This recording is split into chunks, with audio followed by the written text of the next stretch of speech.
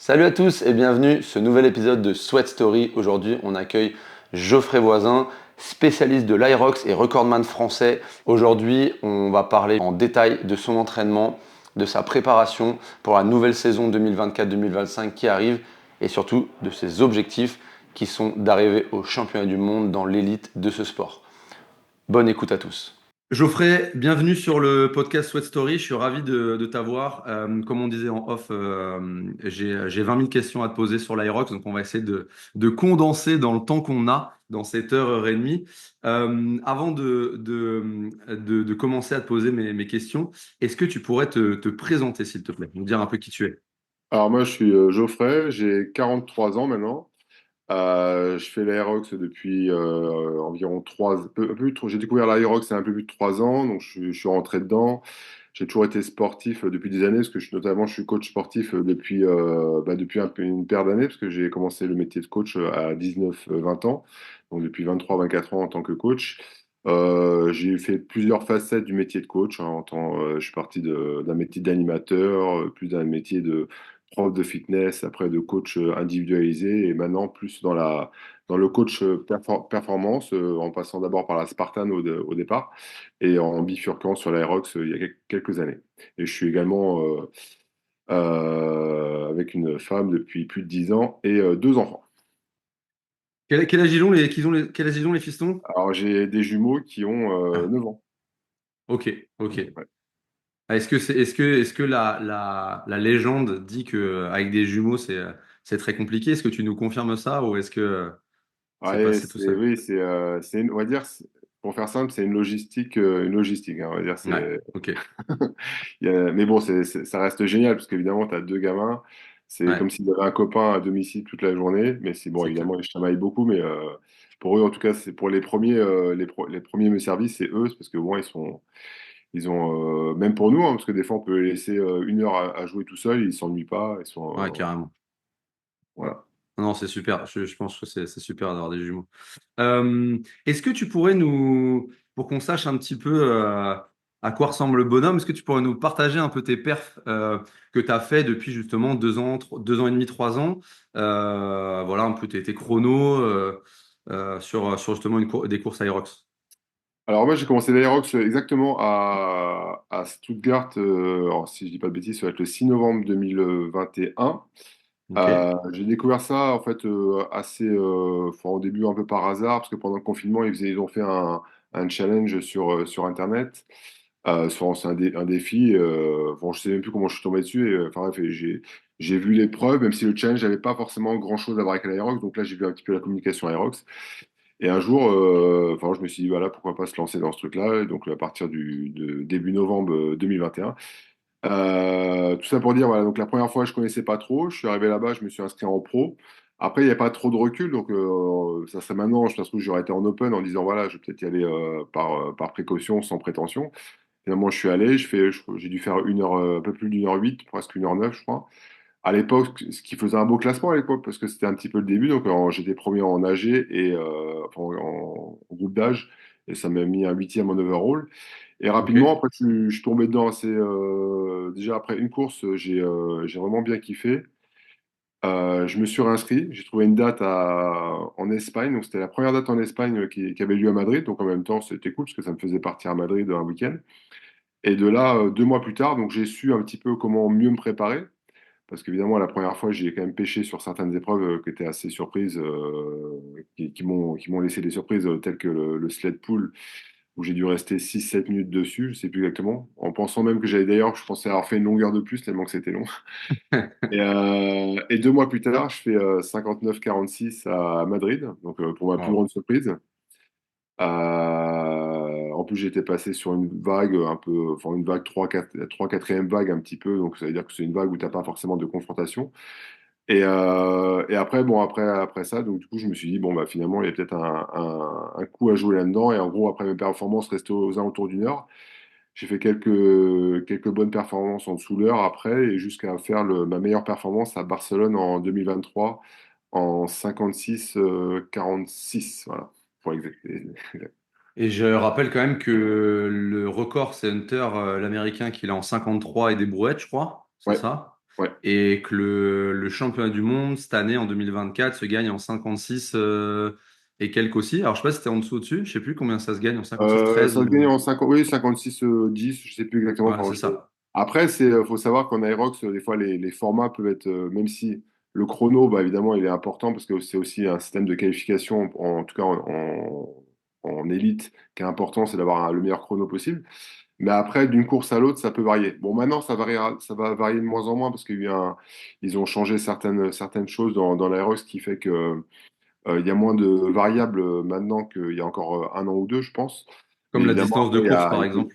comment? Comme la distance de course, par exemple. La La distance distance de à course, courir. il y a encore quelques temps, par exemple, aux États-Unis, où par exemple les sleds, alors on ne sait pas pourquoi, ils étaient beaucoup plus lourds qu'en Europe. C'était Ah pas ouais, les mêmes marques, ça, je savais pas. c'était d'autres tapis. Donc, qui a fait que voilà, qui faisait souvent que les Américains étaient un peu désavantagés, donc ils sont pas mal pleins. Et maintenant, ils ont c'est uniforme dans pratiquement tout le monde. Je crois que c'est les mêmes marques De de matos, ouais. matériel. Ouais. Ouais. Ok. Parce qu'on sait, par exemple, bon, moi, ça fait que un an que je m'y suis mis avec la première date à Paris qu'il y a eu l'année dernière en novembre. Et bon, moi, c'était la première, donc j'avais pas de point de repère. Mais c'est vrai que les athlètes, après coup, ont dit qu'il y avait eu, au lieu d'avoir 8 km, il y avait 8 kilomètres et il y avait quasiment 8 km 800 ou 9 kilomètres à Paris. Alors, je sais pas si tu l'as fait cette course-là. Et est-ce que ça peut varier autant d'une course à l'autre, les distances, en tout cas plus maintenant, d'après ce que tu dis, mais est-ce que tu as des courses comme ça qui ont varié en termes de distance de Alors, course? c'est vrai qu'à Paris, bah, moi, je l'ai fait à l'époque en double mixte avec ma partenaire Gisèle. Ouais. Bah, c'est vrai que ça a été, pour nous, c'était une surprise qu'on on est arrivé sur la ligne d'arrivée. On avait toujours l'habitude de faire largement moins d'une heure, et là, pour le coup, on a fait 1 h 30 secondes. Même si c'était la première course de l'année, c'est vrai qu'on était un peu surpris.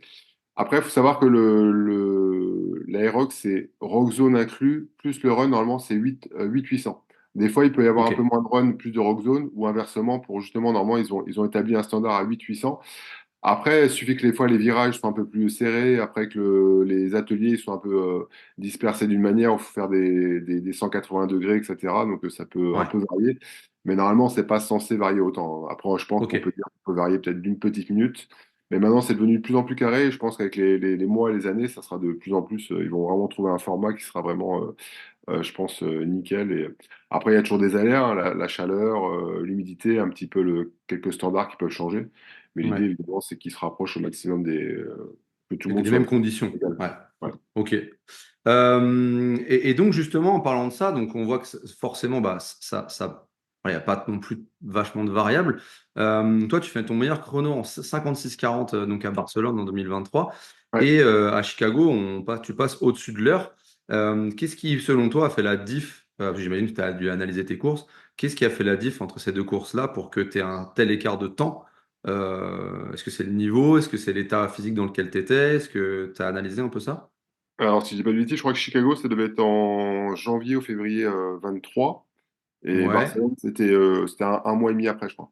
Ok, ok, Alors, Chicago, j'y vais dans un but déjà de performance, pour de faire la meilleure performance possible.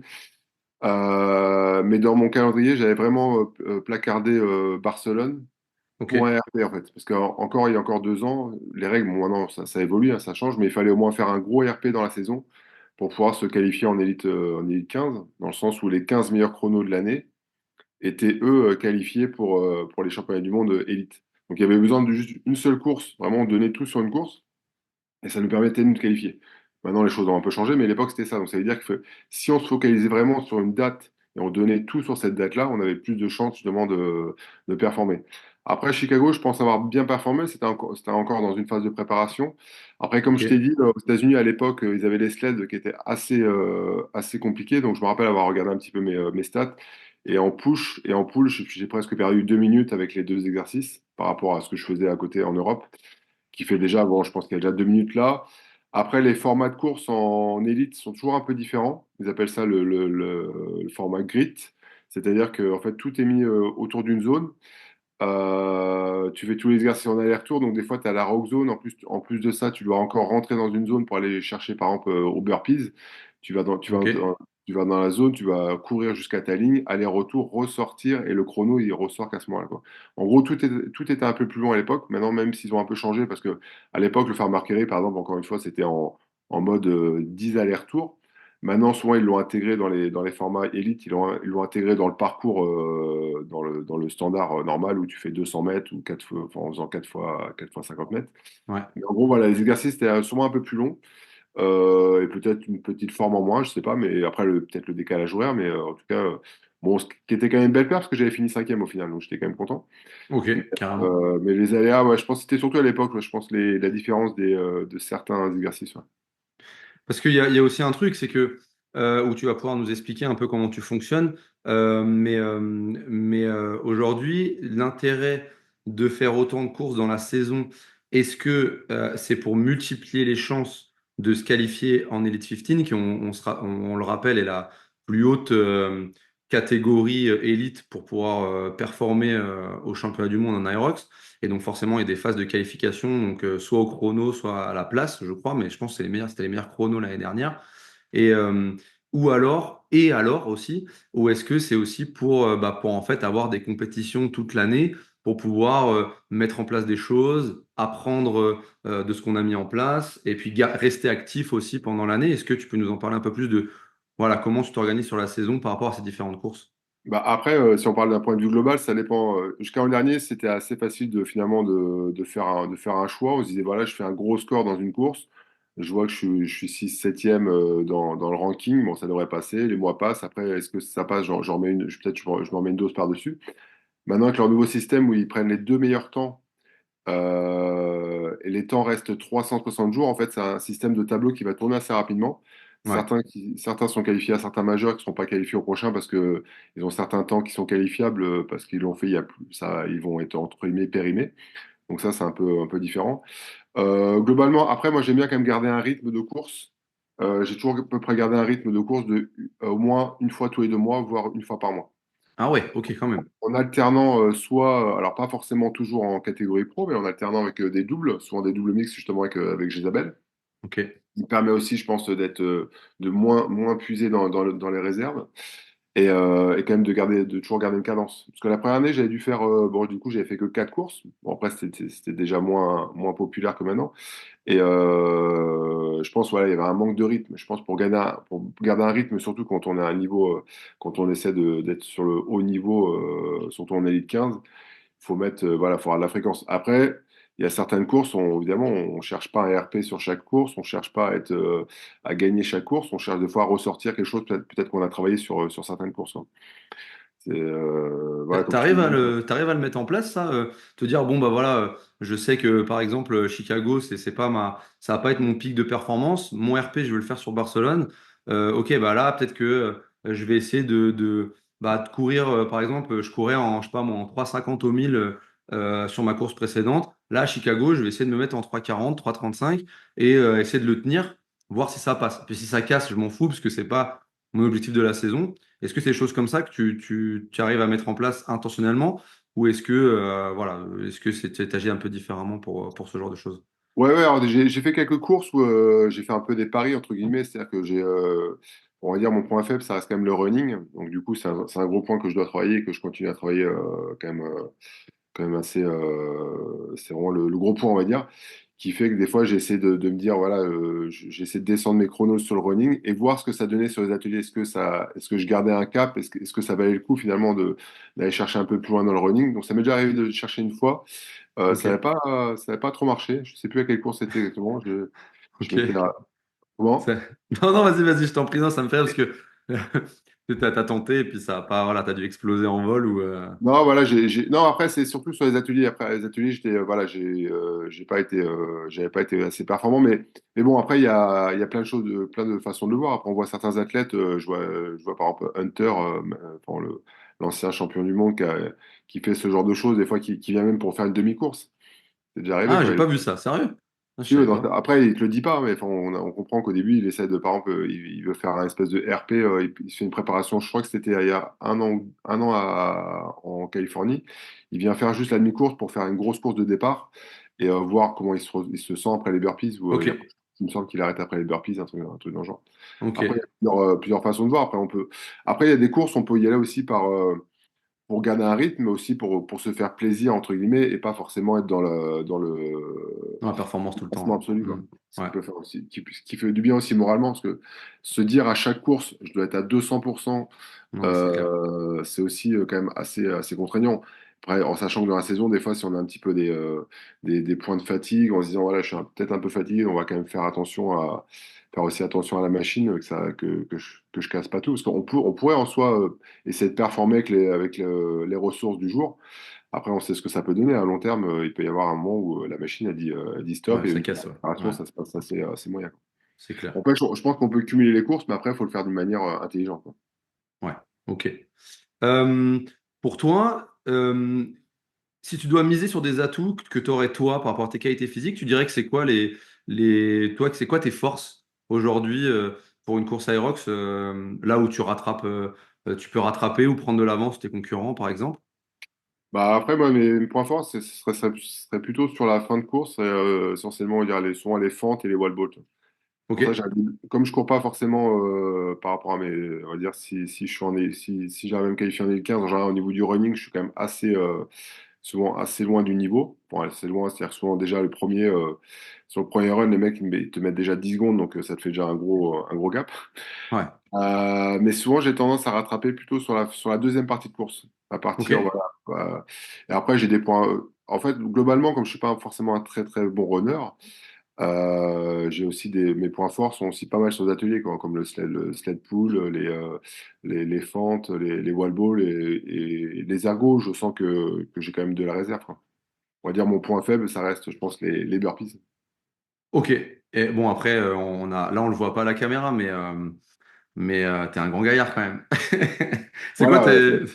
tu fais quoi? Tu fais un 95, quelque chose comme ça, non? Un 92, je sais plus combien tu fais Ah en non, taille. non, je suis pas très grand, hein. Je fais 1,87. Ah bon, sérieux? Il faut Putain, 86, 87. ah, mais t'es plus petit que moi. Incroyable. Ah Putain, ouais, tu vois? quand je t'ai vu moi je fais un 88, alors on fait à peu près la même taille. Mais on n'a pas la même taille de cuisse.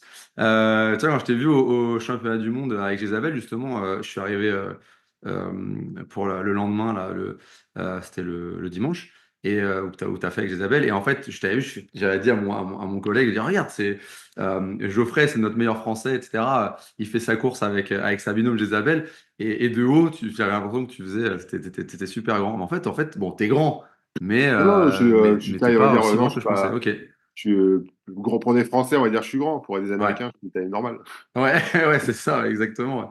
Et parce que là, ce qui m'intéresse de savoir, c'est que tu me dis que t'es pas bon en run. Ça me fait toujours sourire parce que j'entends des gars comme Jake Darden, des gars comme ça qui ont des 10K en 35 minutes et qui disent putain, ma déficience elle est sur le run. Toi, t'as des repères comme ça. Déjà, sur l'Aerox, c'est quoi tes moyennes sur les 1000? Et puis quand tu t'entraînes, est-ce que t'as des PR sur les 5K, 10K? T'as déjà des repères là-dessus? Alors, des 10K, j'en ai fait rarement. Le dernier que j'ai fait, c'était il y a 2 ans et j'avais dû faire 37, un peu plus de 37, je crois. 37 Ok. minutes. Ok. Donc c'est pas trop dégueu en soi, mais c'est pas non plus, voilà, il y a rien d'exceptionnel par rapport à ce que font certains justement dans les Elite 15 Ouais. où les mecs, beaucoup sont aux alentours de 33-34 minutes au 10K, quoi. Parce qu'il Ouais. peut rapidement se faire ressentir. Et sur l'Aerox, en moyenne, on va dire, ouais, je pense 3,45, je pense, j'essaie de fixer 3,45. Après, on sait bien comment ça marche, hein. Il y a après certains ateliers, on peut, Impact on, plus, on ouais. peut rapidement passer au-dessus des 4 minutes, surtout après les Ouais. fentes, quoi. Ouais, ouais pour toi, c'est cet exo-là qui t'impacte le plus pour ton run. C'est Lequel? les fentes. C'est les fentes qui t'impactent le plus, Les tu fentes, sens. autant ouais, c'est un point fort, mais derrière, malgré tout, le run, de toute Tu façon, on le prends, voit quoi. globalement. Même si Ouais, c'est quelque chose, je pense, qui maintenant il se voit de moins en moins, parce que les gens le travaillent de plus en plus, le fait de combiner un gros travail sur les cuisses et un gros run derrière, ça se travaille. Mais malgré tout, je pense que ça reste quand même le run le plus difficile. Après, bon, il y a ce côté finish qui fait que mentalement, si vraiment on est solide, on peut aller chercher un peu plus. Mais bon, ça reste quand même un run, je pense, le plus compliqué, ouais, c'est celui-ci, hein. parce que toi, tu viens de là, enfin, t'as quand même un bon passé en Spartan Race aussi avant d'être à l'Irox. Ouais. Est-ce que t'as réussi à en tirer des qualités physiques quand même de cette carrière en Spartan, si tu peux nous en parler un petit peu. Ouais, bah écoute, moi j'ai commencé à la Spartan justement, c'était mon premier bébé Ouais, de ma vie on va dire, d'athlète tardif. En 2014, et j'ai assez rapidement, je pense, bah, justement, c'est arrivé en 2014, en 2013, j'ai pris le fil en 2014, et j'ai rapidement trouvé ça assez cool. Et j'ai travaillé j'ai tout mis en place pour être, pour être bon là-dedans. Et je pense que vraiment ce que j'ai gardé là-dedans, c'est tout le travail de force et d'endurance, quoi. D'endurance, ce qu'on appelle d'endurance de force. Au ok, début, d'ailleurs, il y avait beaucoup d'exercices de portée qui paraissaient un peu difficiles pour beaucoup parce que c'était le début. Et moi, je me sentais quand même globalement assez à l'aise sur ce genre de choses, parce que j'avais déjà un gabarit un petit peu, souvent un peu plus que les autres. Et ce qui faisait, voilà, c'est toutes ces qualités, je pense déjà d'endurance, de force, qui a fait que je pense le transfert entre Spartan et Aerox a été fort. Parce que finalement, c'était pareil en Spartan, c'est que j'avais pas pareil, j'étais pas le meilleur runner. Bah, j'ai toujours cette faculté de pouvoir repartir assez rapidement après un effort très intense, et aussi une des qualités physiques importantes qu'on doit avoir. Et également aussi, voilà, également aussi relancer, repartir, etc. Ça a toujours été un côté assez, un de mes points forts, on va dire, de ce genre d'activité. Et justement, le transfert de l'endurance de force qui est parti directement sur l'Aerox. Et non, ok. ouais, quand je dis ça, enfin, je me suis un peu perdu dans mes commentaires. Non, non, vas-y, je t'en prie. C'est intéressant. Et d'ailleurs, en m'entraînant pour la Spartan, je me suis toujours plus ou moins entraîné d'une manière. J'ai jamais vraiment kiffé le CrossFit parce que je pense que je l'ai découvert trop tard. Et j'ai toujours été conscient que j'ai toujours été un compétiteur compétiteur, mais je suis pas très rigoureux au niveau enfin, trop travailler de la technique sur quelque chose, ça m'a vite toujours ennuyé. Parce que jouer en haltéro, je trouve ça super, hein, mais pour moi, c'était pas toujours adapté. Il fallait trop de temps pour performer. Ça m'a toujours un peu saoulé de me dire non, c'est trop pour moi. Trop de Bah, technique, trop de trucs. je suis d'accord, c'est. Ouais, vas-y, continue, je t'en prie. Et du coup, je me suis toujours, et j'ai trouvé que le CrossFit, après, c'était tout le côté fonctionnel que j'ai adoré. Hmm. Travailler avec des dumbbells, travailler d'une manière un peu plus sécuritaire et travailler justement avec des wall balls, tout ce qu'on peut trouver en CrossFit, mais plutôt d'une manière simple. Et c'est pour ça qu'en Spartan, je m'entraînais pas mal avec ça, des rameurs, des skis, etc. Donc quand je suis arrivé à l'Aerox, déjà, j'avais déjà un potentiel d'entraînement j'avais déjà un passif d'entraînement dans ce style-là, quoi. Ok, ok. Après, c'est vrai qu'en CrossFit, qui va prendre plus de temps, effectivement, c'est la technique, et tu vas être limité par ça, alors que quand même en Aerox, ce qui est super intéressant, c'est qu'on est beaucoup plus proche de ta capacité à produire un effort plutôt que d'être jugé sur ta capacité à être technique. Alors évidemment, tu as des mouvements qui vont être optimisés. La course à pied, c'est un mouvement qui peut être optimisé pour l'efficience de course. Le sled pull, c'est quand même, je trouve, après mon expérience championnat du monde, là où ça m'a vraiment, vraiment fait mal à 150 kilos, là, tu comprends vite que si tu n'as pas la bonne technique, tu peux passer des heures en tout cas des longues minutes sur ton sled pull. Pareil sur tes fentes, sur tes burpees. Enfin, il y a plein de petits points, mais qui, j'ai envie de dire, tu passes une heure dessus, tu comprends ce sur quoi tu dois travailler, tu le bosses et ça passe assez vite.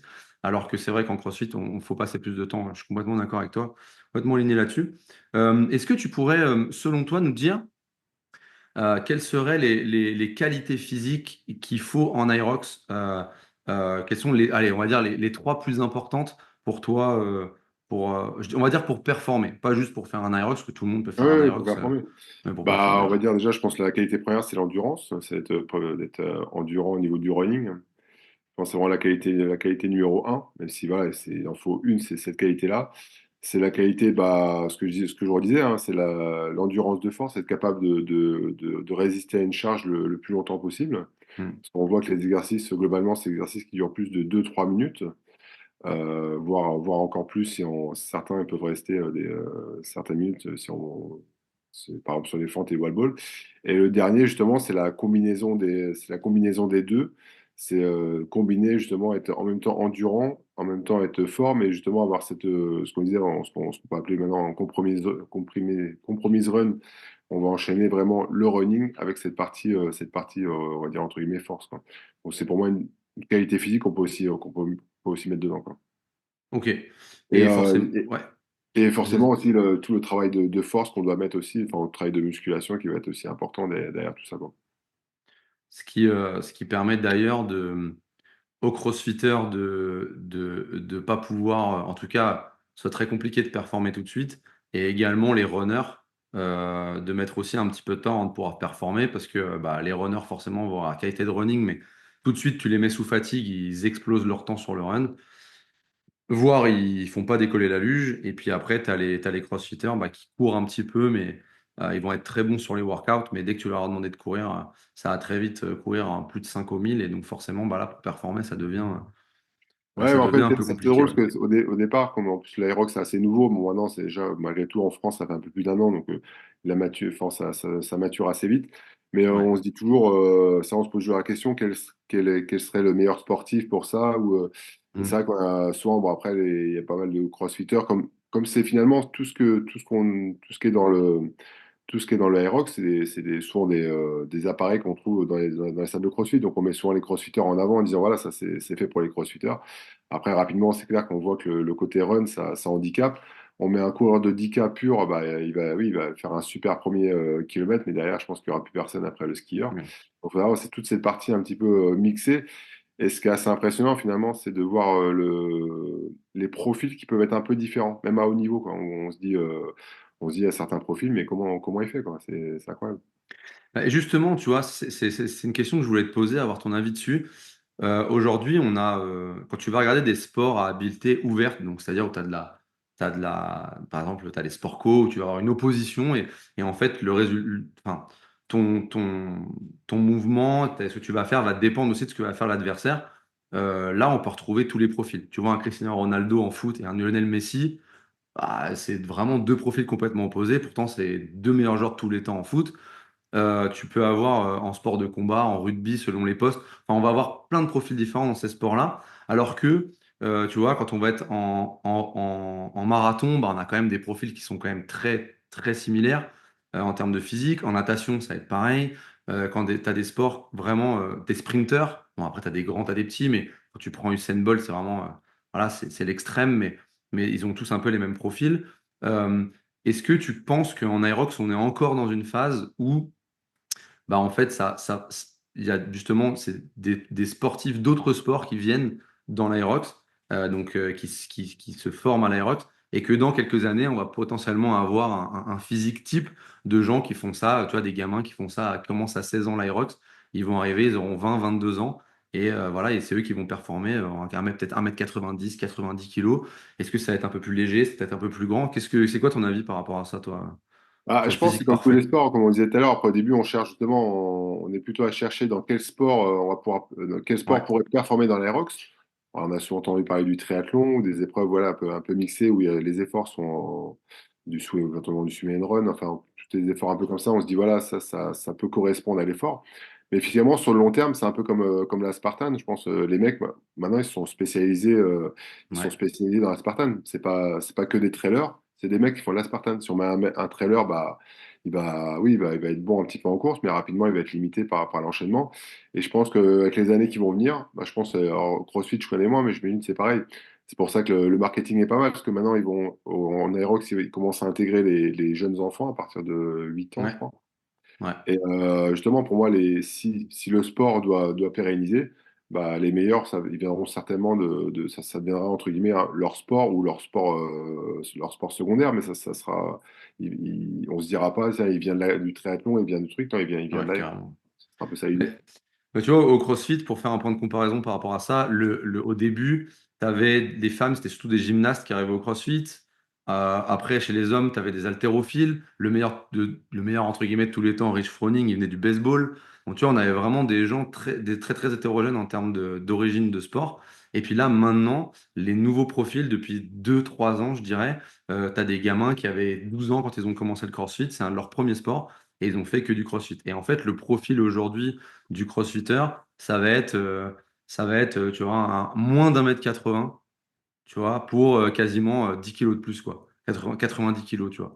Et c'est un peu le profil idéal pour performer en crossfit. Si tu es plus grand, bah, tu vas galérer sur tout ce qui est gym, cardio. Et puis si tu es plus petit, bah, tu vas galérer sur tout ce qui est force. Et donc, tu as un profil au bout de 15 ans qui s'est développé. Après, forcément, quand tu regardes les meilleurs, on est quand même sur des profils un peu comme le tien, où c'est des grands.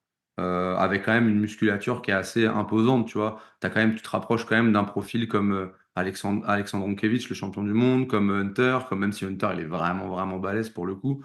Euh, Toi, tu as quand même un profil qui ressemble un peu à ça. J'ai du mal à avoir. Alors après, tu as Alan Kao quand même qui est plus petit. Euh, mais est-ce qu'ils vont pas être limités à un moment par leur physique, tu Ah, vois? après, actuellement, bah, on peut même voir dans le championnat du monde de cette année, si on fait un peu le débrief un peu des morphologies. Bon, Ouais, globalement, il y a beaucoup de mecs qui sont assez, voilà, qui font plus de 80 kilos, qui font plus d'un mètre 80, 85, ça c'est un peu le standard. Après, tu as un certain comme, alors, je sais plus son, enfin, j'ai un peu, t'as un chauve là qui a fait troisième ou quatrième là, qui était assez café petit. KFM, Ouais. oui, il y a Un Kelly, anglais, je crois, James peut-être. Kelly, donc Ouais, c'est ça. alors lui, pas très grand, il doit faire 1m75 et il doit faire à peu près le même poids, enfin 75 Hmm. kilos, peut-être 80 kilos. Alors lui, c'est une boule de nerfs, hein. C'est vrai que il a un Ouais, profil un peu assez spécial, mais je dirais encore plus, il y a le quatrième qui est un Espagnol qui s'appelle Menes Hernandez, je crois, ouais, justement, qui vient du triathlon. Après, on a eu beaucoup de gens du triathlon, j'en ai connu, enfin, j'ai eu pas mal d'histoires passées de mecs qui viennent du triathlon, qui testent l'Aerox, mais qui n'ont pas performé à son niveau, alors que ce qui est assez paradoxal, c'est que lui, il doit faire allez, 1m80 et il fait, je sais pas, peut-être 73 kilos, toi. Et quand tu le vois, ouais, on dirait une brindille à côté des autres, alors qu'il performe incroyable. On se dirait, bon, lui, il va courir, il va faire 2-3 runs, après le sled pull, il n'y aura plus personne, mais en fait, non, pas du tout. Il est quand même très fort, donc il y a quand même quelques exceptions qui se font. Malgré tout. Alors même si je pense pas que ça sera le standard, le standard, parce qu'après il peut y avoir à un moment ça peut sur l'évolution, après l'évolution à long ouais, terme, je suis pas sûr que ça marche encore, mais en tout cas actuellement on peut voir encore des profils, des mecs un peu fins, lui comme Dylan Scott, qui est un Américain, donc ouais, un fou d'entraînement, hein. Le mec il a plus de 20 heures par semaine, voire 25 heures par semaine, qui s'entraîne comme un taré. Et pareil, c'est des profils qui sont pourtant assez secs, mais qui performent beaucoup dans l'Aerox. Bon, c'est quand même à la base des très gros runners, mais qui sont pas dégueux sur les exercices. ouais. Ouais, qui arrivent à compenser un peu leur manque de force. Enfin, ils sont moyens sur les exos, mais très forts en run. Et ce qui va être un peu l'inverse de ton profil à toi, c'est-à-dire quand même bon sur les exos et un peu moins bon en run, Voilà, même donc si tu... après, la tendance fait que voilà, je pense que plus ça va, plus il faut être très très fort en run et il faut limite se spécialiser vraiment beaucoup dans le run. Et après, en fait, et après les épreuves, limite, j'ai envie de te dire, c'est presque plus facile à acquérir que le running pur.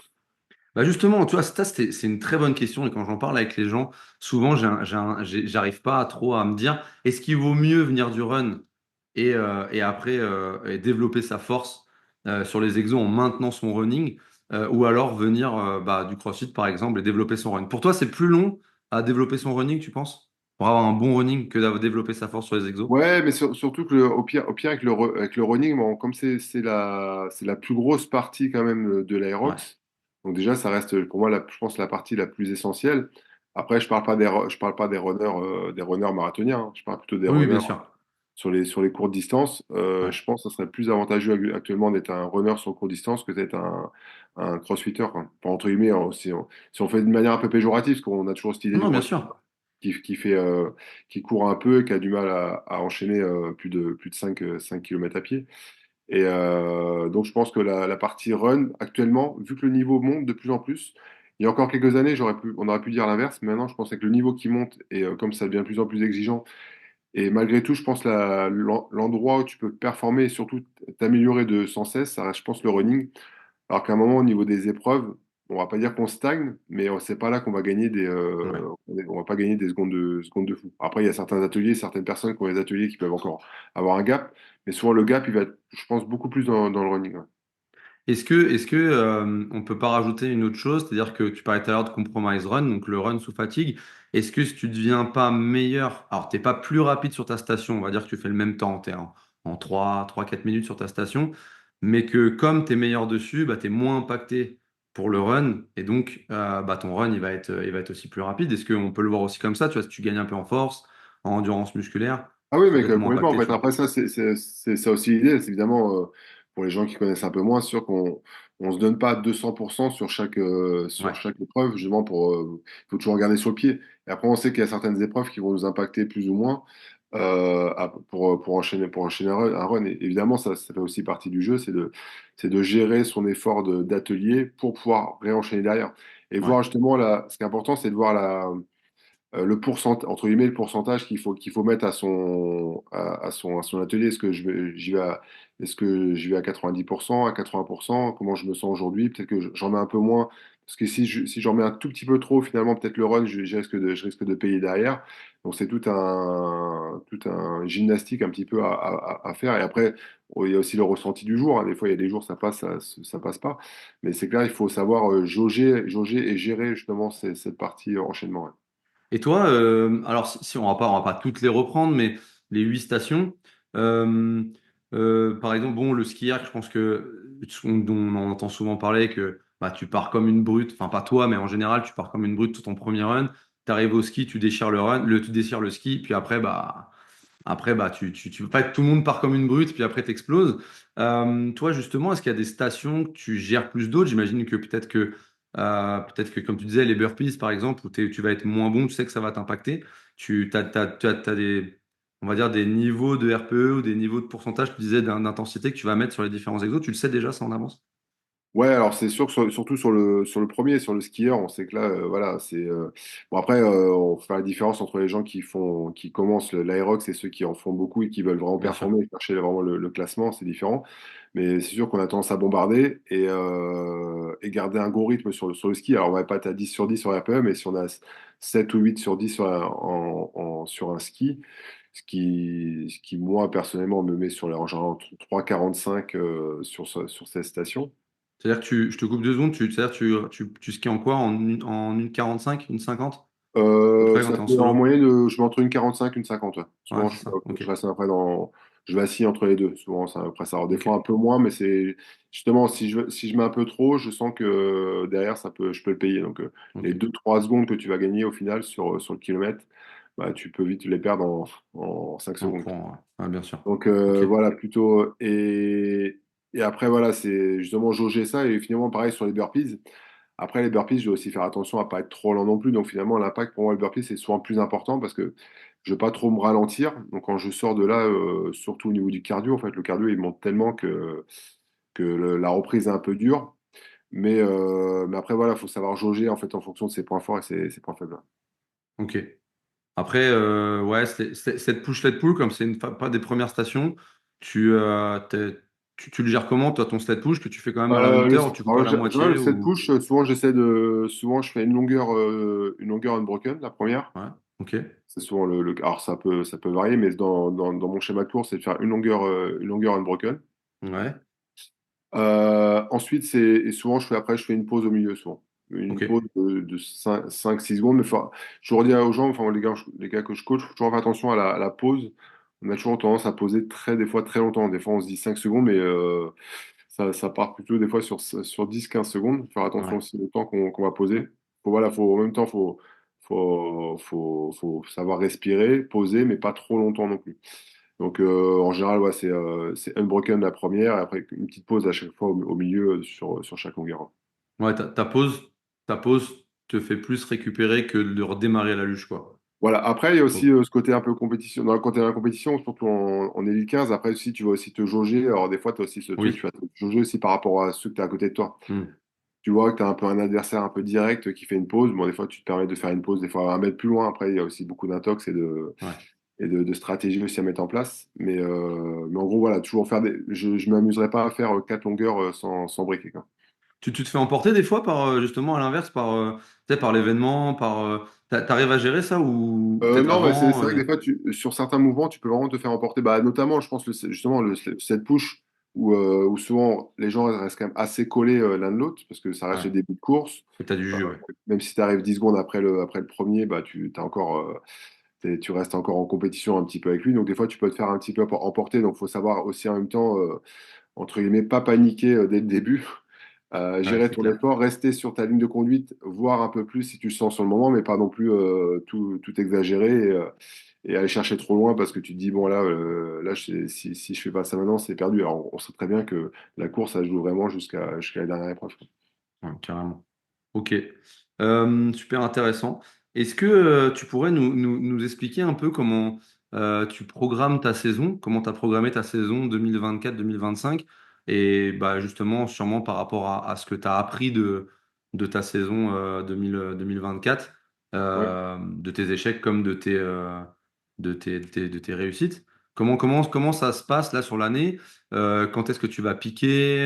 Alors après, si tu peux le dire aussi, parce que voilà, t'as aussi voilà, t'as des objectifs cette année, on en parlera après, mais voilà, est-ce que tu peux sans rentrer trop dans le détail, un peu comment tu programmes tout ça et par rapport à est-ce que tu renforces tes forces, est-ce que tu vas essayer de combler tes faiblesses? Enfin, voilà, un peu comment savoir comment tu joues comme ça dans ta saison. Qu'est-ce que tu Alors, ouais, priorises? ouais, alors du coup, c'est vrai que bah, après, j'ai pas mal de maintenant, je commence à avoir un peu de recul sur les Ouais. saisons. Après, j'ai eu une belle blessure il y a 2 ans. Donc, bon, après, voilà, au fur et à mesure, je gère par rapport à tout ça. Et maintenant que je pense que c'est la première saison vraiment que j'ai presque aucune douleur depuis le début, enfin, depuis que ma douleur est. Bon, elle va Tu pas t'es dire fait qu'elle est. quoi? T'es fait quoi Je à me suis l'époque? fait en 2000 à Manchester, au championnat du monde en 2023, pardon, il y a un an. Au départ, au départ de la course, je me suis fait comment on dit ça une déchirure du disque jambier du demi-membrane, Ah ouais. une déchirure partielle du tendon. En gros, tu as, le Ok. tendon qui était attaché sur 5 cm, 4-5 cm, il restait que 2 cm attaché dessus. Donc, autant dire que Ok. ça a été l'enfer toute la course. Ah, parce que Euh, t'as couru dessus, évidemment, t'es pas oui, arrêté. oui. Mais Ah, après, t'étais c'était chaud euh, et c'est c'était parti, c'était- quoi. c'était quelque chose qui était latent, qui arrivait. De toute façon, bon, il y a que moi qui ne savais pas, mais je pense que fallait que ça arrive un jour, parce que ça faisait déjà des mois que je courais avec des douleurs. Ok. En pensant que c'était plutôt une sciatique, un truc qui me tirait sur l'arrière de jambe, et je me suis aperçu, je l'ai déduit, hein, que c'est pas arrivé du jour au lendemain, bon, ça arrivait sûrement le mauvais jour, mais voilà, fallait que ça arrive un jour. Et malgré tout, du coup, ça m'a permis justement de reconstruire la jambe et de le faire d'une manière intelligente. Et maintenant, du coup, d'avoir presque plus de douleur, où je dois justement jauger la douleur et jauger par rapport à l'entraînement que je fais maintenant. Mais je pense que j'ai appris par rapport à cette grosse blessure. Et Ok. on va dire, j'ai plus de douleur depuis le mois d'avril dernier à l'entraînement, d'une manière un peu générale. Donc, ce qui fait que Ok. ça va être ma première saison où je peux vraiment accentuer peut-être un peu plus sur le running que j'avais. Du coup, je devais vraiment le faire que ça soit très aléatoire. Avant, j'étais à 2, 3 entraînements par semaine, voire 4. Mais ça, on va dire à quatre entraînements, ça commençait à bien tirer, quoi. Ok. Et donc, ouais, pour en venir à ce qu'on disait par rapport à ta programmation sur l'année, comment tu priorises les choses? Est-ce que tu le fais par rapport à tes courses? Par exemple, bah, je sais pas, moi, tu vas faire peut-être Nice-Marseille, Paris, Nice-Paris-Marseille. Est-ce que là, est-ce que c'est des tests? Est-ce que tu as prévu de faire des chronos? Parce que Paris, on sait que Paris, là maintenant, c'est une épreuve directement qualificative pour les Elite 15, je crois. Ou pas, En je sais double, plus hein, ce en que c'est. double. Ah, en double, ah, c'est Non, en double, voilà, c'est ça en en double, double. pardon, c'est Et pas en ça, élite. mais ça sera quand il dit ça, ce sera pour la deuxième fois Paris D'accord. 2025. Ah, je savais pas trop comment ça se passait. Ok. Mais là, ouais, si tu fais des courses là, est-ce que tu fais en fonction des courses? Est-ce que tu as des objectifs bien précis, notamment sur ton running, comme tu disais, dans l'année? Comment ça Ouais, se passe? alors Comment tu déjà, organises ça? l'objectif numéro un, au niveau des workouts, je m'inquiète pas trop. Tu vois, je retravaille certains points faibles, c'est pas le problème. Je me dis, bon, ça pourra passer. Et encore une fois, je reviens dessus, mais c'est vraiment de baser une grosse partie de mon entraînement sur toute la partie running, genre pour l'améliorer. Parce que je Ouais. trouve que j'ai pas eu un gros gap d'amélioration depuis un moment. Je me dis, bon, malgré tout, hein, parce que on peut Des dire, beaux ouais, chronos quand même. bon. Il y a Non, des beaux non, chronos quand même non, déjà. non, Donc, non, non, j'allais mais c'est plutôt cool, parler de c'est mon âge. cool. Je veux dire, certains peuvent dire, ouais, mais Ah, à ton âge, c'est bien. J'ai déjà entendu parler, à ton âge, c'est bien. Déjà, tu fais des belles choses, mais après, on s'en contente de son âge, on s'en contente toujours pas et on n'y pense pas forcément. ouais, Mais je me dis, carrément. non, malgré tout, quand je vois un petit peu, je m'intéresse pas mal à la course à pied. Je sais que c'est quelque chose qui peut évoluer vraiment avec les années. Et tu Ouais. as des gens qui performent même jusqu'à encore assez tard, donc ça, je m'inquiète pas. Du coup, une grosse partie sur ça. Après, c'est difficile pour moi cette année parce que j'ai des objectifs en tête. Mais comme avec le nouveau règlement d'Elite 15, parce que voilà, mon objectif premier, c'est de rentrer en simple dans la vague des championnats du 15 meilleurs, monde ouais. Elite Mm. 15.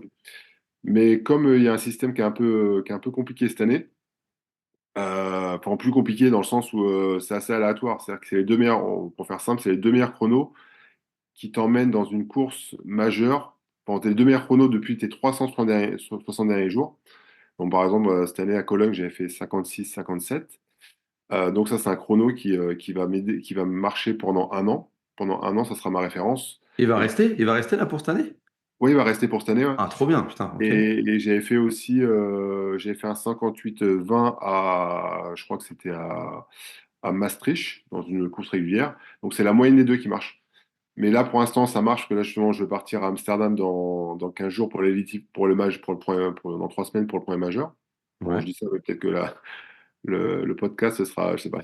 Non, il sera pas. Il va être au moment où tu vas courir et il va être posté, donc c'est très Ouais, bien. donc on parle pas trop du temps. Mais en gros, Ouais, voilà, en fonction de. En fait, ça bouge tellement, c'est-à-dire que c'est comme ça, c'est un système de 365 jours. Un mec est qualifié pour un majeur là, peut-être qu'il sera pas qualifié pour le prochain parce que son temps, il sera entre guillemets périmé. Donc c'est un ok. peu compliqué à À gérer, jauger. ouais. Après, mon idée finale, elle est simple, hein. C'est d'arriver, c'est de faire, parce qu'en fait, à chaque majeur, ils en prennent trois. Il faut que tu en gagnes une, quoi. Comment? Faut que tu finisses sur une des majeures, tu finisses troisième et c'est réglé, quoi. Ouais, mais en fait, mieux que ça, c'est-à-dire que là, le premier majeur, ben, évidemment, il y en aura que trois qui sont pris. Après, au deuxième majeur, ils en prendront trois qui n'ont pas été pris. Après, au quatrième majeur, au troisième majeur, ils en prendront trois qui n'ont pas été pris. Donc, en théorie, on pourrait même, sur le troisième majeur, le neuvième pourrait être pris, si tu vois ce que je veux Ouais, dire. c'est ça, ouais. Ok. Donc, en fait, les premiers Ok. majeurs, c'est presque, on va dire, c'est très compliqué. C'est plutôt l'expérience que je viens chercher. Ouais. Au-delà de la troisième place, que bon, après, en étant réaliste, il faut être un petit peu réaliste, ça va être très compliqué. Mais bon, on va... Moi, j'y vais plutôt pour éventuellement faire un temps et pour justement améliorer mon temps et avoir une moyenne qui soit plus intéressante pour me qualifier encore à un prochain majeur. Donc, c'est un système qui fait qu'est un peu pervers dans le sens où on est toujours un petit peu à la course d'un meilleur chrono pour être sûr de pouvoir faire le prochain et peut-être se qualifier au championnat du monde. Et après, la plus grosse chance, c'est pourquoi pas d'arriver au dernier majeur qui aura lieu à Glasgow en mars, où là, ils en prendront encore trois, mais il y aura déjà neuf qualifiés. Donc en théorie, ce sera peut-être le plus simple à ajuster, mais faut-il encore être qualifié à ce moment-là? Donc c'est un peu ça l'astuce.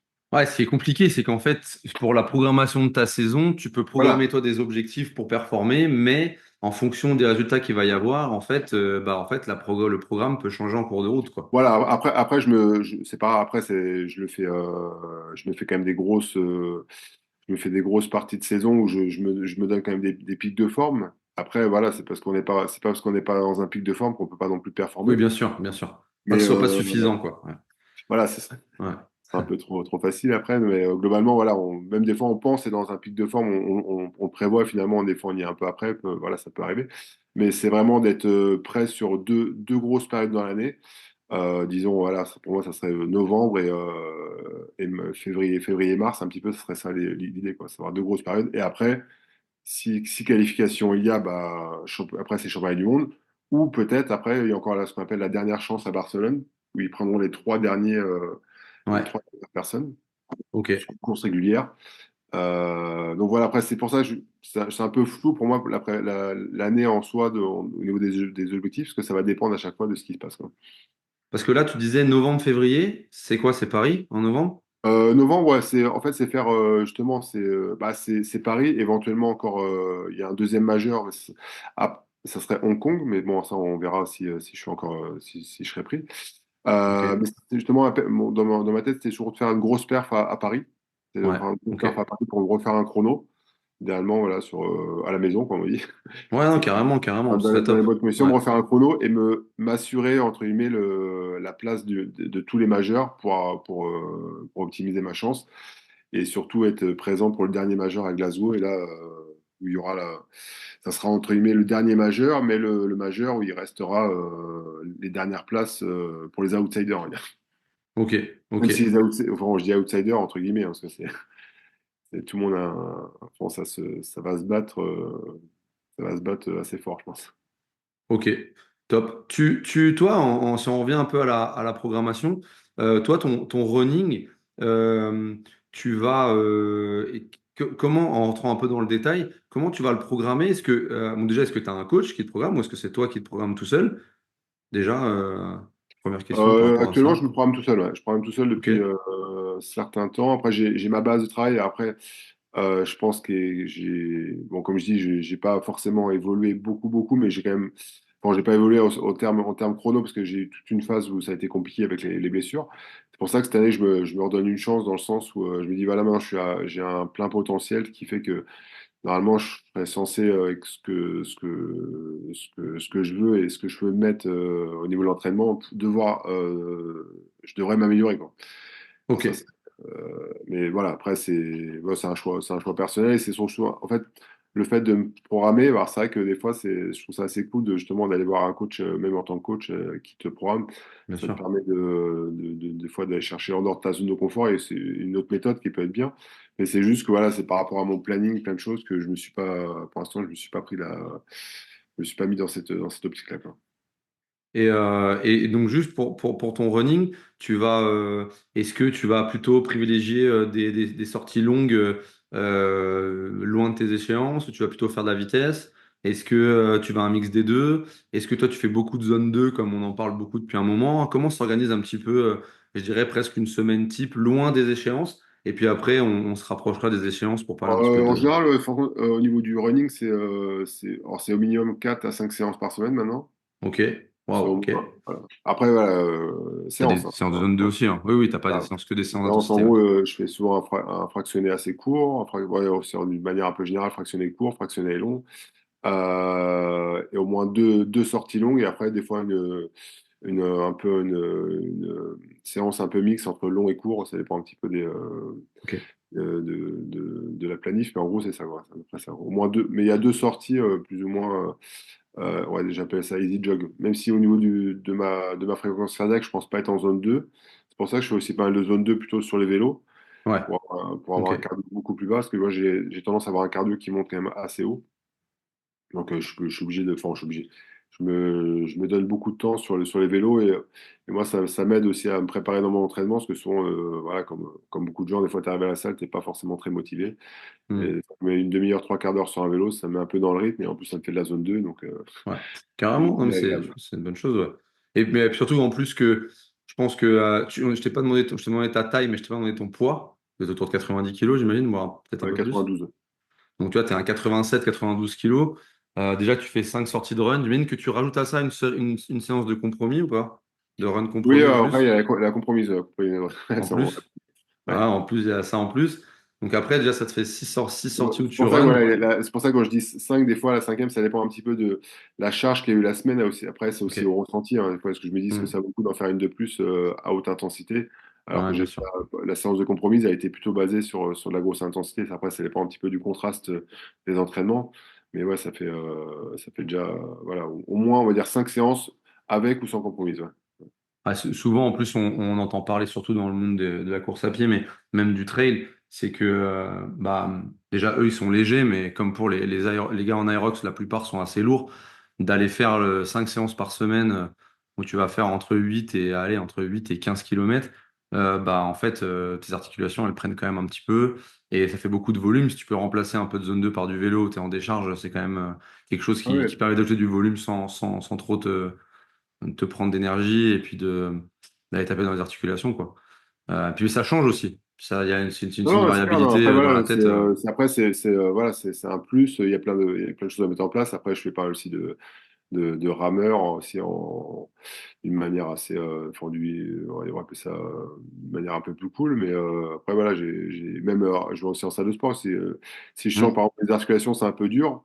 Souvent, le week-end, j'ai le dimanche. Le dimanche, c'est souvent un easy jog. C'est souvent, voilà, classique avec les Ouais, enfants. Je me lève tôt, je vais faire mon easy jog, 1h15. Si je sens que je suis un peu dans le dur et je sens que j'ai mal partout, je vais à la salle de sport, je vais faire des elliptiques, quoi, tu vois, ok. Ok, des ok. petits trucs de grand-mère et je suis content. Et t'isoles un peu dans ta progrès les exos? Parce que tu me disais tout à l'heure que pour toi, les exos, là, c'est quand même quelque chose qui est quand même assez bien, assez bon, que tu vas t'en sortir. Est-ce que, par exemple, tu vas faire, tu vas isoler une séance de luge? Est-ce que tu vas isoler une séance d'ergo, par exemple? Parce que je sais que sur le rameur ski, par exemple, tu peux avoir aussi des transferts sur ton endurance musculaire et ton cardio. T'isoles un petit peu comme ça ou Ouais, pas? alors je fais un peu, mais actuellement, ouais, je fais beaucoup moins parce que justement, comme je suis centré plus sur le running, donc c'est difficile Hmm. après, évidemment, sur une programmation de tout mettre en place. Mais Ouais. globalement, souvent, bah, tu vois, hors saison, j'ai pas du tout touché au sled. Le sled, tu vois, bon, Ok. là, je le touche maintenant à 3 semaines de la compétition. Mais c'est la première fois, j'ai appris vraiment il y a 3 jours le sled, alors que je n'avais pas touché depuis Nice. Mais ça m'inquiète pas, en fait. Tout ça, ça m'inquiète pas parce que je sais que j'ai Enfin, bon, je vais pas dire que T'as j'ai de la un bon force et niveau, puis. mais je me sens assez Hmm. plus serein par rapport à ça. Après, oui, l'an dernier, j'ai fait beaucoup de travail spécifique aussi, justement, quand même, pour aussi travailler de l'intensité différemment aussi que sur la course à pied. Je fais beaucoup d'ergo, de rameur, de skieur, d'une manière aussi intense pour aussi travailler aussi la haute intensité. Euh, et après, les autres exercices, je les inclus souvent dans les compromises run, hein, comme les Ok. fentes, les wall balls. Bon, sans compter la musculation à côté, évidemment, mais je parle vraiment d'une Hmm. manière. Je vais pas me faire une séance spécifique fente ou séance spécifique wall ball. Éventuellement, toujours un petit challenge à la fin où tu te dis, tiens, je me fais un petit 100 wall ball pour le plaisir. Mais Petit 100 wall ball pour le plaisir. Ouais, voilà. ça on la gardera. Et sinon, en termes de force, tu as des séances spécifiques force avec du bench, traction lestée, du Euh, squat. Ouais, alors moi, j'aime. Alors, les séances que je préfère, c'est essentiellement, je fais pas mal de musculation. Je dois en faire allez, entre 3 et 4 par semaine. Ok. Au moins, au sûr, voilà, il faut absolument sûr. C'est les deux séances les plus importantes pour moi. Sur la séance numéro 1 de la semaine, c'est épaule-dos. C'est souvent la première Ok. séance que je fais. D'ailleurs, même plus avec un avantage sur les épaules, je commence souvent sur du shoulder press. Ok. Travail de dos. Alors, soit je le fais dans une salle de muscu, je vais plutôt travailler sur le travail de poulie, ou soit éventuellement à la salle de CrossFit où je suis, où je vais faire pas mal de travail de traction, de rowing bar, etc. Donc, j'essaie de mixer un petit peu le travail plutôt muscu pur ou qui va vraiment bien charger le dos et des exercices qui vont moins charger les lombaires, etc. avec la muscu à poulie. Ok. Et après, au moins une fois par semaine sur, pareil, les jambes, grosse session de jambes sur une fois par semaine. Après, ça fait longtemps que je fais de la muscu. Bon, en fait, c'est mon premier. J'ai toujours fait de la musculation, en fait. Mais j'ai pas jamais été un ultra puissant au niveau de la musculation, quoi. J'ai pas des références de perf très impressionnantes. Ça me demande souvent, c'est quoi tes perfs en muscu? Quand je donne mes perfs, on me dit, ah, c'est tout. Alors bah vas-y, on t'écoute. Allez, on va voir Voilà. ça tout de suite. Alors, Qu'est-ce que ça donne? Vas-y. bah, justement, si on prend les exercices globaux, on va dire pour bench press, Hmm. squat et qu'est-ce qu'on peut dire aussi? Deadlift, traction lestée, dans les Voilà. quatre. Alors déjà, c'est vrai qu'en RP enfin en RM, je fais très rarement une RM, c'est très rare. Ouais. On va dire en bench press, je pense qu'actuellement, je ferais une RM aller à 100 kilos, ce qui est Ok. très peu, en sachant que je fais 92 kilos. Ok. En squat, alors, je fais plutôt sur allez, 10 reps à 110. Donc, Ok. Ce qui va faire un RM peut-être à 150, 160, on va peut-être plus un peu comme moins. ça. Parce qu'après, Ouais. j'ai toujours eu un ratio assez plus Plus important endurant, ouais. sur la résistance, vraiment sur la résistance musculaire qu'après sur la force pure, j'ai jamais eu, jamais trop monté. Sur le shoulder press, je dois être à ouais, 60 kilos maximum Ok. sur 3 reps. Et après, traction lestée, bon, je suis pas très bon.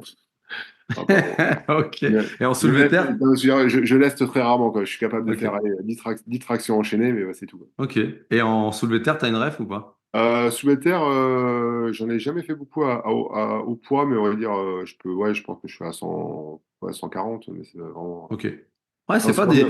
c'est pas Non, des grosses non, barres, c'est non, pas c'est ta pas bien. C'est spé, pour ça hein. que Ouais. je dis toujours aux gens, c'est pas forcément besoin d'être le plus fort possible, absolument, Hmm. pour faire de l'aérox.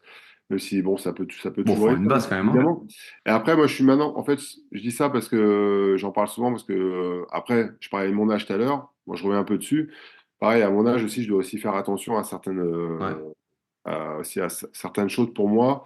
L'avantage d'aller chercher un plus lourd par exemple, on va dire en soulevé de terre, ça peut être intéressant d'un côté, mais l'inconvénient, c'est que ça peut aussi peut-être me desservir en cas de blessure, Bien sûr. Donc j'ai toujours fait un petit peu le parallèle entre ça, et je me suis toujours dit, voilà, c'est pas maintenant que je vais chercher des grosses charges de ouf en musculation.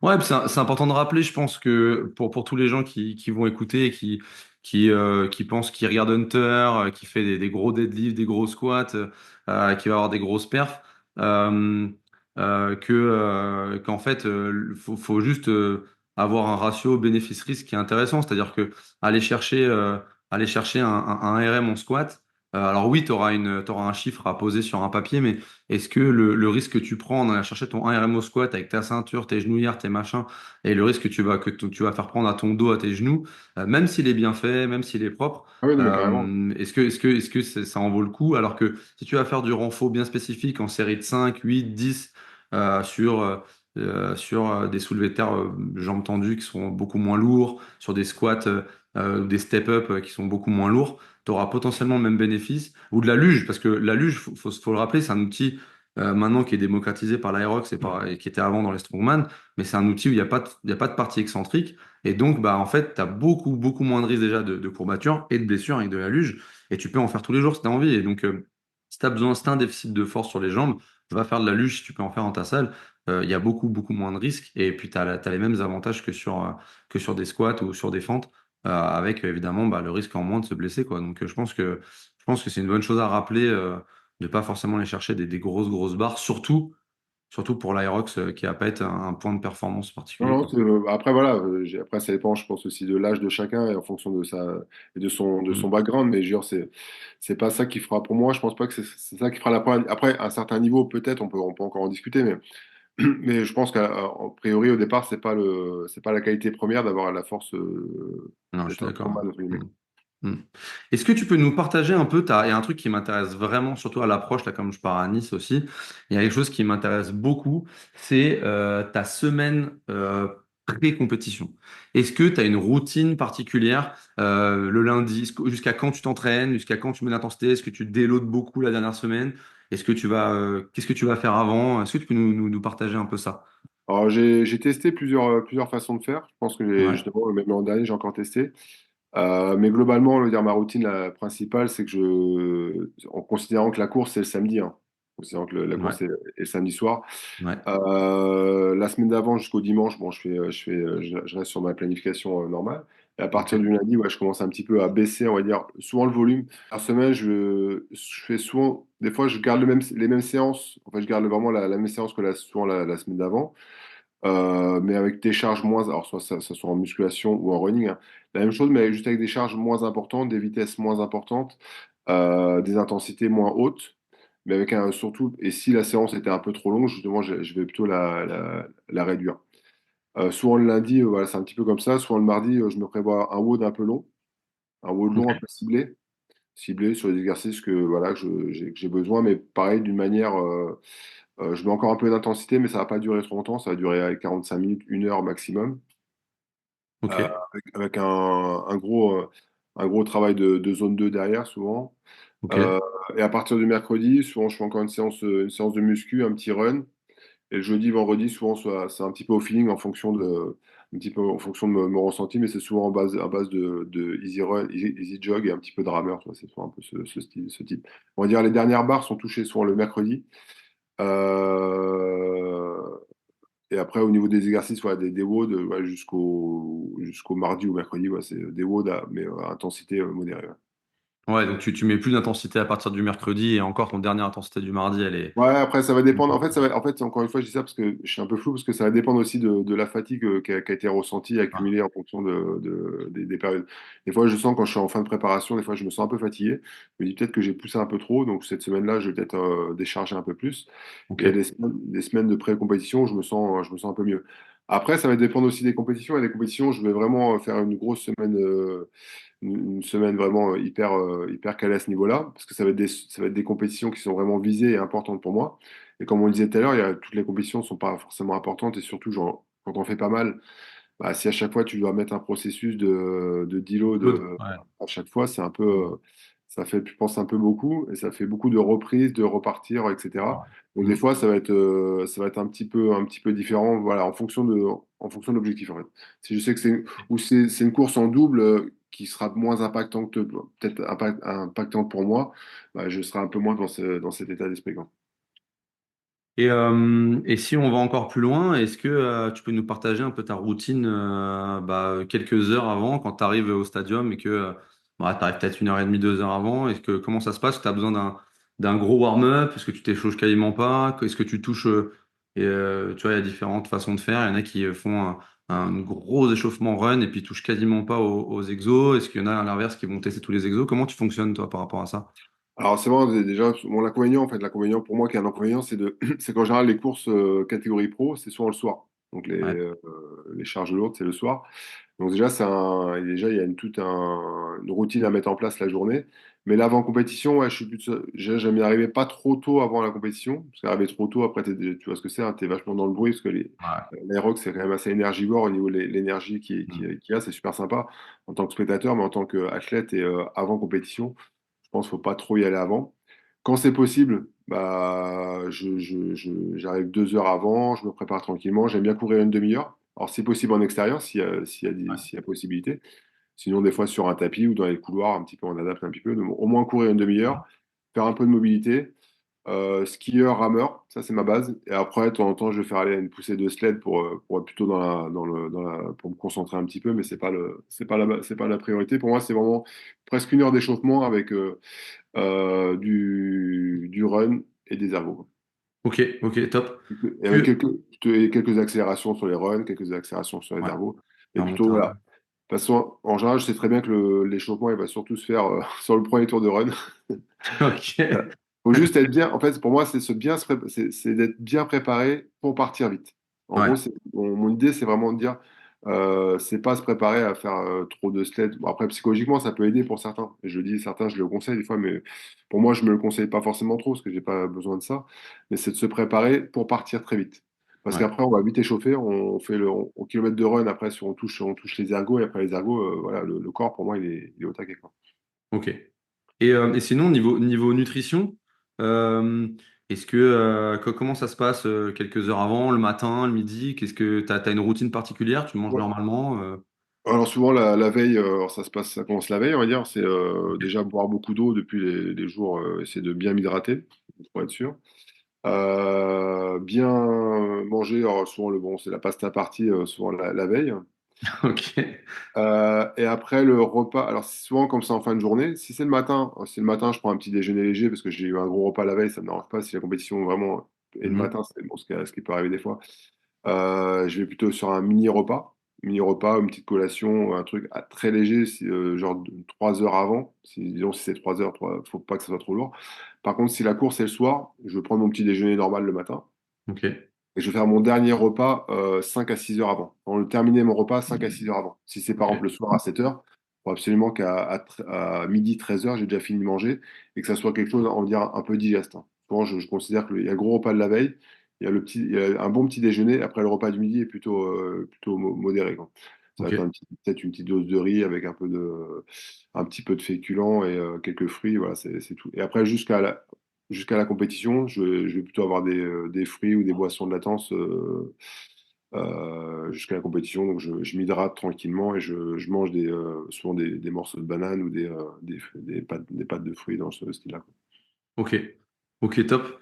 Euh, Je voulais pas terminer par ça, mais comme il nous reste 5 minutes, on va quand même, j'aimerais quand même en parler parce que je trouve que c'est super intéressant. Donc ma dernière question, c'est au championnat du monde cette année, on a eu un gros bas et un gros haut puisque le samedi, tu fais la compétition en indiv et on va dire que ça termine pas super bien. Et le dimanche, tu gagnes la course avec Isabelle, donc ta binôme femme en team. Est-ce que tu peux nous parler un petit peu de ces montagnes russes-là et qu'est-ce qui s'est passé? Parce que moi, ça m'intéresse beaucoup de savoir, parce que j'ai Ouais, écho, alors mais Nice, ça a été pas mal de pression parce que bon, c'était un gros événement, c'était en France. Après, c'était une grosse année parce que du coup, j'avais tout mis en place pour arriver en Elite 15. J'étais parti partout aux États-Unis, à ouais, Cologne. Bon, j'étais pas passé très très loin de la qualification, mais bon, c'est pas passé. Donc j'avais laissé pas mal de plumes sur cette année-là. Et je suis arrivé à la compétition et il y avait ce nouveau format qui existait de relais en fait. Donc j'étais capitaine du relais France pour justement choisir l'équipe et partir pour ça. Et en fait, ça a demandé beaucoup d'implication, que ce soit les semaines avant et aussi le jour où je courais en solo. J'ai eu pas mal de réunions. Voilà, fallait venir faire des interviews, venir faire aller voir le règlement de la course, etc. Donc ça demandait pas. Donc ça m'a un petit peu changé de ma routine. Au lieu de me reposer dans les heures où je me suis reposé, bon, j'étais là en train de faire des réunions enfin des réunions, des meetings de pré-course pour ce relais. Et finalement, j'ai pas vraiment suivi ma routine. J'étais pas en train de boire. Non, j'étais censé, alors, je suis censé boire un petit peu, pour faire ma routine tout au long de la journée. Là, je l'ai un petit peu raté. Je suis arrivé à l'échauffement, j'ai commencé à courir. J'avais très très chaud. Déjà, il faisait très chaud Ouais. à Nice et encore plus dans le hall. Et j'ai senti cette chaleur. Je m'hydratais, mais je pense que j'ai déjà senti que j'étais déjà déshydraté, quoi. Et je commence la course, tout se passe bien, etc. Et vers la fin de course, je ne me suis pas trop rappelé, je suis arrivé aux fentes. Je commençais pas mal à vaciller apparemment. Moi, je m'en souviens pas forcément, mais on m'a dit que je vacillais pas mal. Et après, j'ai eu un gros blackout sur le dernier run. Bon, je me rappelle pas de ce run en fait. On m'a dit que je suis arrivé sur le run, je suis arrivé au wall ball, j'ai tapé l'arceau, là, c'est l'arceau en gonflable, Ouais, j'ai fait ouais. une gueule dessus. Et là, c'était un gros blackout, j'ai commencé à faire des wall balls, je crois que j'en ai fait 10-15, mais le ballon me paraissait détonne en fait. Moi qui est spécialiste du wall ball, on va dire, c'était quand même c'était un gros échec parce que je pouvais même plus le lever, hein. Et après, ils ont essayé de m'asseoir, me dire, attends, reprends tes esprits, mais j'étais tellement déconnecté que j'ai pas eu le temps de reprendre mes esprits en me disant, voilà, peut-être faut que je boive un coup, ça va aller mieux, etc. Ouais. Et du coup, bah voilà, à un moment, ils m'ont sorti parce qu'ils voyaient que je Ouais, les c'était aurais jamais fini, quoi. Je crois que j'ai fini à 13. impressionnant. Pour l'avoir vu, enfin, c'était ouais, c'était pas flippant parce qu'on se dit, bon voilà, il a tout donné, il allait au bout de lui-même et tout. Moi, pour l'avoir vu, c'était assez impressionnant parce on voit que tu es au bout du bout, quoi. Et puis les gens en plus, alors moi, je fais pas partie de tes proches, mais je pense que les gens qui te connaissaient très bien, qui étaient là, etc., la famille et tout, ils ont dû se dire, waouh, qu'est-ce qui se passe, quoi. Le gars est Non, allé mais je crois vraiment que au bout de lui-même, quoi. ma femme a été complètement, elle était en stress. Ah, tu Bah, m'étonnes. Max, qui était là, qui était directeur France, mais qui était Ouais, aussi qui était ici, qui me connaissait et qui m'a jamais vu comme ça, c'est lui justement qui m'a poussé à un moment parce qu'il dit, de toute façon, ils ont vu l'organisation, a vu que c'était mort. ouais, Et de là, après, je suis sorti. Bon, après, j'ai dû mettre presque une heure à reprendre mes esprits. Bon, ok. en fait, le plus dur à ce moment-là, c'était de me dire, en fait, j'ai eu l'impression que tout était fini, quoi. Le week-end, c'était fini, que j'avais fait tout ça pour rien, que, bah, en fait, je suis arrivé ici, j'avais plein d'objectifs et finalement, il y avait rien qui a été, parce que, bon, en sachant que quand je suis arrivé au Walbo, j'avais une minute d'avance, j'avais la première place, etc. Mais je me dis, Ouais, voilà. ouais, ouais. Bon.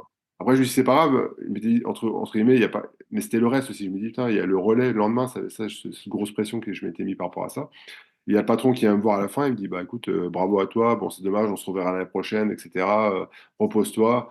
Ouais. Et, et après, je reprends mes esprits et tout, et j'ai ma femme et mon pote qui me dit, bah écoute, non, mais je pense que je te connais, toi, tu repars demain, c'est pas possible, tu vas pas partir sur ça. Et effectivement, le soir, j'ai dû boire, je crois, sincèrement, 7 litres d'eau. Mais j'avais tellement déshydraté, en fait, j'ai fait, voilà, j'étais tellement hydraté, j'ai dû boire 7 litres Ouais. d'eau. J'ai récupéré. Le lendemain, je lui dis, écoute, avant la course, je sais pas, je me sens bien, mais je préfère enfin, on part gentiment. Elle m'a dit, écoute, si tu sens, on le fait. Si tu sens pas, enfin, avec Géza, voilà, on s'entend super bien. Elle m'a dit, écoute, pas de pression. Si ça va pas, on arrête, hein. Il y a pas c'est la santé Ouais. avant tout. Là, on se connaît bien et voilà. Et je lui dis, écoute, on verra. Écoute, finalement, c'est bien passé. La course, bon, c'est fini. Voilà, on a gagné. Donc là, c'était encore, c'était assez symbolique parce que du coup, j'avais pas eu ma médaille en individuel. Et du coup, je la prends en double. En plus, avec Géza, c'était la deuxième année de suite qu'on la gagne. Ouais. Donc, on a assez, ouais, c'était cool. Ouais, Et c'était beau. Non, c'était cool. Surtout c'est vrai que. que c'était un beau truc, voilà. Et après, Mm. ouais, c'est surtout, j'avais eu peur de ne pas pouvoir faire ça et de pas pouvoir vivre après le soir le fameux relais qui se passe bien aussi. On finit sixième avec une belle sixième place. Mais ouais, en fait, voilà, j'ai eu un gros coup de mou. J'ai réussi à bien récupérer et dans la tête, j'étais prêt, quoi. J'étais déterminé à me dire, non, attends, je pars pas je pars pas sur une défaite et sur un brancard, quoi. Je fais autre chose qu'une image d'un mec qui est effondré. Ouais, non, c'est clair. Non, mais en tout cas, c'était impressionnant.